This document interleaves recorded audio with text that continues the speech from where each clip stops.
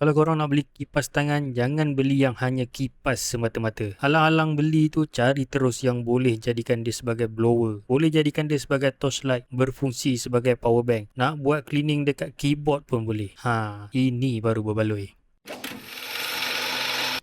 So, inilah dia portable handheld fan Ultra 2 daripada Jisu Life. Satu jenama yang terkenal dengan produk-produk dia yang berkualiti tinggi. Packaging dia macam biasa, memang premium, tak pernah mengecewakan. Dalam box ni pula, korang akan dapat macam biasa satu user manual, satu kabel Type-C, satu lanyard, satu screwdriver, dua jenis nozzle pelbagai fungsi dan semuanya menggunakan magnetic untuk attach ke portable fan ni, satu cleaning brush, satu storage bag dan ini dia portable fan Ultra 2. Saiznya yang cukup compact, material daripada aluminium alloy, so memang solid dan cukup padu. Dekat handheld fan ni ada port Type-C untuk pengecasan, port untuk sambungkan lanyard, ada safety lock, ada button untuk torchlight, power button dan ini untuk button adjust level speed. Didatangkan dengan paparan LED untuk monitor bateri dan level speed, dan untuk level speed korang boleh adjust daripada 1 hingga ke 100 level speed dia. Kelajuan angin tak perlu lagi diragui. Kalau dah boleh berfungsi sebagai blower, so semestinya angin dia memang cukup padu. Bateri berkapasiti 9000 mAh